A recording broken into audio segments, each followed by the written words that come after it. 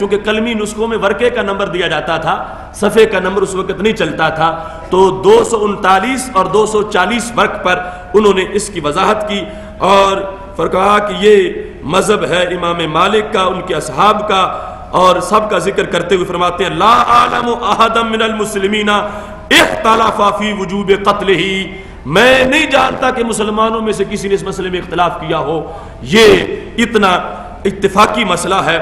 اذا کان مسلمان، جب وہ مسلمان ہے تو پھر ارتداد اور مرتد خاص قسم کا اس کی سزا حد کے لحاظ سے قتل ہوگی۔ اور پھر فرمایا یہی دوسرے ابن سانون مالکی کا جو قول میں نے پہلے پیش کیا اس کا انہوں نے یہاں ذکر کیا، جو شفا میں ہے اور ابن تیمیہ کی الصارم میں ہے، اس کا بھی بطور خاص یہاں پر انہوں نے ذکر کیا۔ اور اس کے بعد اس کتاب کا جو انہوں نے حوالہ دیا کہ یہ حسب المفتین میں ہے، حسب المفتین میں، تو مجھے تلاش تھی کہ جس کتاب کو انہوں نے پڑھا اور ان کے زیر مطالعہ اپنے دور میں رہی اور اس سے یہ اخذ کر رہے ہیں، کہتے انہوں نے کہا تو پھر وہ ان کے نزدیک امام ہیں، تو پھر ان کو ڈھونڈنا چاہیے، وہ ان سے بھی بڑے ہیں، اور پھر جو پیچھے ہیں ان سے وہ ان سے بھی بڑے ہیں، اور نسبت تو انہوں نے ظاہر کر دی کہ یہ شروع سے حضرت صدیق اکبر سے چل کے آیا ہے معاملہ، یعنی امت کے لحاظ سے، ویسے تو نبی علیہ السلام کا فرمان ہے، ویسے اللہ کا فرمان ہے، آگے امت کے لحاظ سے تو مجھے تلاش تھی حسب المفتین کی۔ وہ ہماری جتنی بھی فارس ہیں رائج، میں نے بہت سے لوگوں سے رابطہ کیا اس طالب علمی کے زمانے میں کہ کہیں حسب المفتین کتاب تمہیں نظر آئی یا تم نے دیکھی، تو مجھے ہر طرف سے نفی میں جواب ملا، مگر میں نے اس کے لیے کوشش جاری رکھی، اور کوشش جاری رکھنے کے بعد اللہ تعالیٰ نے یہ مجھے توفیق دی کہ وہ کتاب میں نے ایک مخطوطات کے مکتبے سے تلاش کر لی کہ یہ اس طرح کی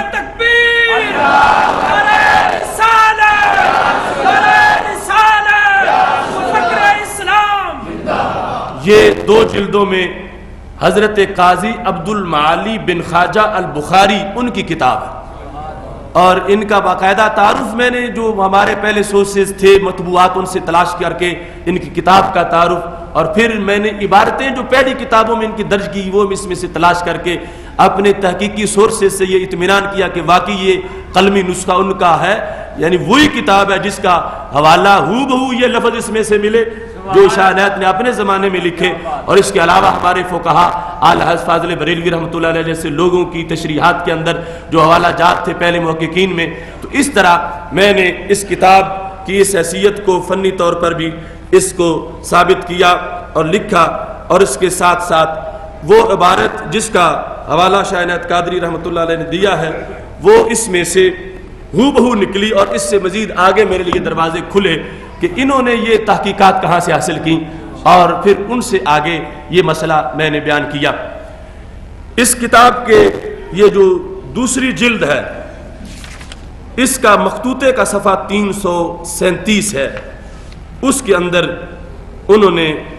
اس مسئلے کو لکھا اور کہا جو میں لکھ رہا ہوں یہ میں بھی اپنی طرف سے نہیں لکھ رہا، یہ امام علم الہدا نے البحر المحیط میں لکھا ہے، البحر المحیط میں امام علم الہدا نے لکھا، اور یہ جو ہے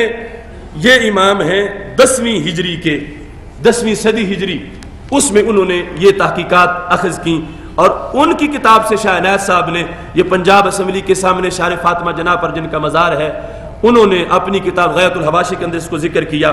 تو وہ عبارت جو وہاں ہے ہو بہو پوری کی پوری اس میں وہ پائی گئی، جس کے اندر یہ مخطوطات جو کہ چھپی ہوئی کتاب کے لفظ کاتب کے وہ پڑھنا آسان ہوتے ہیں، مخطوطات کو پڑھنا بھی ایک امتحان ہوتا ہے، کیونکہ وہ ان کا ایک کاتب کا وہ پرانا سٹائل اور پھر صدیاں گزر جاتی ہیں ان کو غبار کے اندر، تو اس طرح کی صورتحال ہوتی ہے۔ تو یہاں انہوں نے لکھا من شتم النبی علیہ السلام او اہانہ او آب فی امر دینہ او فی شخصہ او فی وصف من اوصافہ سواء او فی اوصاف ذاتی سواء کان الشاتم مثلا من امتی او من غیرہا وسواء کان من اہل الکتاب، وہ ساری ہو وہ عبارت جو لکھی گئی، آگے جا کے لکھا کہ ایسی جو توہین کرے گا اس کا حکم قتل ہے، وہ دائمی کافر ہے، اس کے لیے توبہ کی کوئی گنجائش نہیں ہے، اور حکمرانوں کے لیے یہ جائز نہیں ہے کہ اس کو مہلت دیں، اگر دیں گے تو خود اسی زمرے میں شمار ہو جائیں گے۔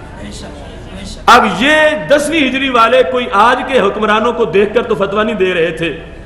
آج والے سوچتے ہیں کہ شاید ان کے کوئی ہمارے ساتھ جھگڑا ہے تو ہمارے خلاف بولتے ہیں، تو یہ تو شروع سے حق والوں نے پیغام دیا ہے، خواہ مقابلے میں کوئی بھی آ جائے، یہ اس کی بدبختی ہے کہ اگر وہ نہیں مانتا، ورنہ امت میں ہمیشہ اس بات کو ہائی لائٹ کیا گیا۔ اور یہاں پر اس کتاب میں ایک بات رہ گئی تھی، ایک لفظ جو انہوں نے اصل میں وہ لکھا، وہاں وہ مثال انہوں نے اختصار کے پیش نظر نہ دی، کہ انہوں نے کہا کہ اگرچہ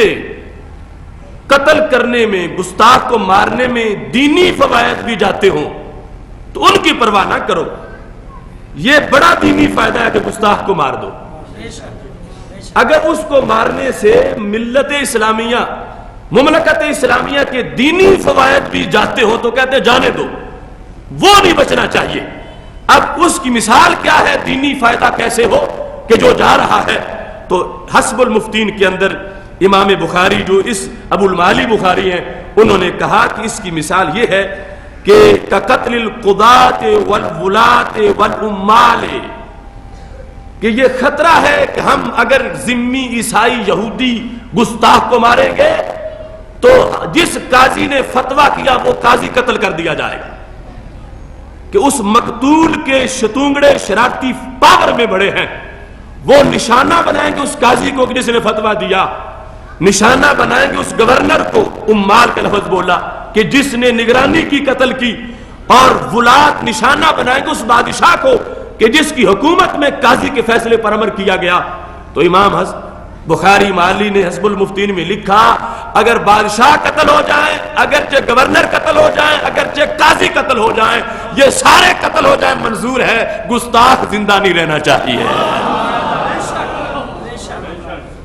تو یہ اصل حسب المفتین کے اندر انہوں نے اس مثال کو وضاحت لکھا کہ دنیاوی فوائد نہ سامنے رکھنا کہ دنیاوی، یہاں تو دینی بھی چھوڑے جا رہے ہیں کہ کہیں چونکہ ہمارے دنیاوی فوائد ضائع ہوتے ہیں، ہمارے ساتھ کیا بنے گا، دنیا کیا کہے گی، ہم بدنام ہو جائیں گے، معیشت کا ستیہ ناش ہو جائے گا۔ اللہ فرماتا ہے وَإِنْ خِفْتُمْ عَيْلَةً فَسَوْفَ يُغْنِيكُمُ اللَّهُ مِنْ فَضْلِهِ إِنْ شَاءَ۔ یہ مغالطہ اس وقت بھی لوگوں کو لگا تھا جب کسی نے کہا تھا مشرکین مکہ کے ساتھ کوئی نرم پالیسی رکھو ورنہ جئیں گے کیسے،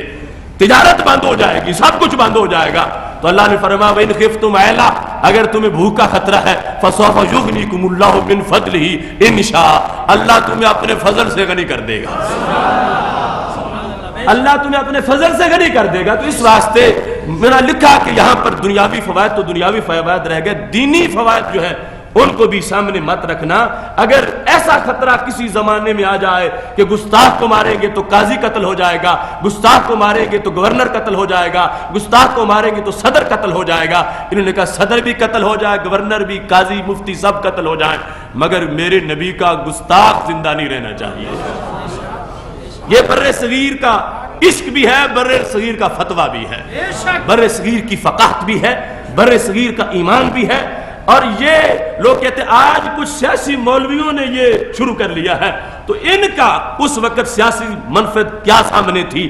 یہ 10ویں صدی والے، یہ 11ویں صدی والے، یا خود جب حضرت صدیق اکبر سے لگ کے ساری بات آ رہی ہے جو اجماع کی صورت میں ہم اگلے جمعے میں انشاءاللہ بیان کریں گے، تو یہ ضمیر ہے امت کا، یہ خمیر ہے بر صغیر کا، یہ فقاہت ہے امام اعظم ابو حنیفہ کی، جس کو سامنے رکھ کر یہ سارے حنفی فقہا فتویٰ دے رہے ہیں۔ اور اس میں مزید وضاحتیں بھی اس امر کی موجود ہیں، جس میں انہوں نے یہ کہا اما، اب یہ کہتے ہیں کہ ایک اور کتاب ہے جس کا نام ہے اجناس ناطفی، اس کے اندر یہ موجود ہے اما اذا سب رسول اللہ صلی اللہ علیہ وسلم اور واحدا من الانبیاء علیہ السلام یقتل حدا، کہ جب کسی نے ہمارے نبی علیہ السلام یا کسی نبی کو گالی دی، نبی من الانبیاء کو، یہ رسول اللہ صلی اللہ علیہ وسلم کو جس نے گالی دی، اس کو حدن قتل کیا جائے گا۔ حدن ایک ہے قتل سیاستن کہ کر دیں اس لیے تاکہ اور کوئی نہ کرے، ایک ہے نہیں وہ تو فائدہ ہے ہی، دوسرا یہ کہ سزا اس کی یہ ہے، سزا یہ ہے جس طرح کے چور کی سزا ہے ہاتھ کاٹ دیں، اگرچہ فائدہ یہ بھی ہے کاٹیں گے تو دوسرے نہیں کریں گے، سیاستن بھی آئے گا، اس کے اندر کے فائدہ آگے یہ ہوگا، لیکن حد ہے، اور جو حد ہوتی ہے اس میں پھر ہر معاملے کی حد ہو جاتی ہے. کہتے ہیں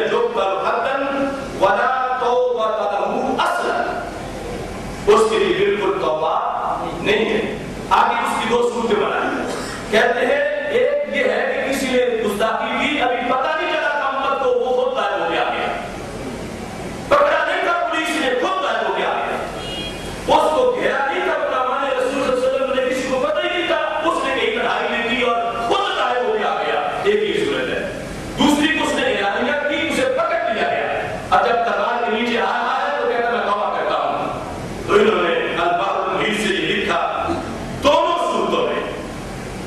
گستاخی کا اقرار کر لے یا ثابت ہو جائے، اس کے بعد خود پیش ہو جائے، اس کو پکڑ کر آیا، کسی صورت میں اس کی توبہ قبول نہیں، اس کی کوئی توبہ نہیں ہے. لا توبہ لہ اصلا سواء بعد القدرۃ والشہادۃ اور جاء طائبا من قبل نفسہ، یا خود غائب ہو کے آ جائے اپنے طور پر، اس کی کوئی توبہ نہیں ہے. کیوں نہیں ہے؟ کہتے لأنہ حد واجب فلا یسقط بالتوبۃ، یہ حد ہے جو ثابت ہو گئی، اور یہ شرعی قانون ہے جو حد ثابت ہوتی ہے توبہ سے ساقط نہیں ہوتی. ہمارے نبی اسلام کا الحدود تنظر بالشبہات، حد شبہ پر ایسے اٹھائی جاتی ہے، اور باقاعدہ شریعت میں قاضیوں کو، مفتیوں کو یہ شریعت کی یہ ہدایت ہے کہ اس میں دلچسپی لو کہ حد اٹھ جائے، یعنی ثابت ہی نہ ہو، خواہ بغیر کوشش نہ کرو تو ضرور ثابت ہو جائے. تو اب جس وقت اٹھانے کا حکم دیا گیا ہے کہ اگر کسی کو گنجائش اٹھانے کی لحاظ سے ملتی ہے تو اس کو دینی چاہیے، یا اگر 2 گواہ ہیں، کم گواہ ہے، اگر اس سلسلہ کے اندر وہ